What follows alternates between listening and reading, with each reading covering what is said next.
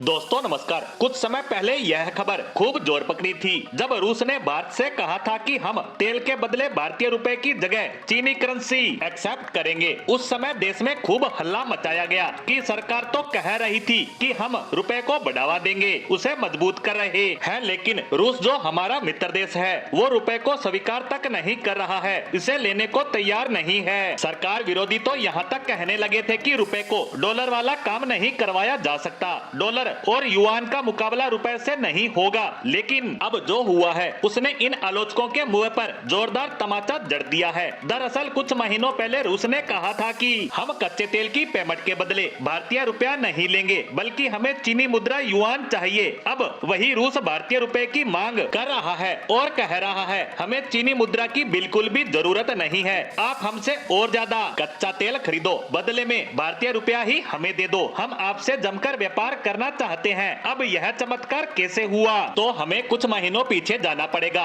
दरअसल उस समय रूस ने कहा था कि हमें भारतीय रुपया नहीं चाहिए। तब मुसीबत ये थी कि भारत ने जितना भी कच्चा तेल खरीदा था उसका पेमेंट हमने रुपए में किया था। उस समय रूस के पास तकरीबन 8 बिलियन डॉलर की वैल्यू के भारतीय रुपए जमा हो गए थे और रूस को समझ नहीं आ रहा था कि इन 8 बिलियन डॉलर का वह खर्च करे तो कहाँ करे। इसीलिए रूस ने कहा था कि हमारे पास रुपया रखने का स्पेस ही नहीं है, हम इनका यूज नहीं कर पा रहे हैं, इसीलिए आप हमें युआन में पेमेंट कर दो। लेकिन भारत ने मना कर दिया था और कहा कि आपको रुपया ही खर्च करना है ना, हम इसका यूज बताएंगे। सबसे पहले तो भारत ने कहा कि आपके देश में इंजीनियरिंग प्रोडक्ट बहुत बड़े लेवल पर खरीदे जाते हैं क्योंकि आपके देश में खनन का काम बड़े स्तर पर होता है, ऐसे में आप हमसे ये प्रोडक्ट खरीदना शुरू कर दो। इसका परिणाम ये रहा कि भारत के इंजीनियरिंग एक्सपोर्ट रूस को तेजी से बढ़ने लगे क्योंकि रूस भारतीय रुपए का इस्तेमाल इन्हें खरीदने में करने लगा। इसके अलावा भारत में सरकार के डेवलपमेंट के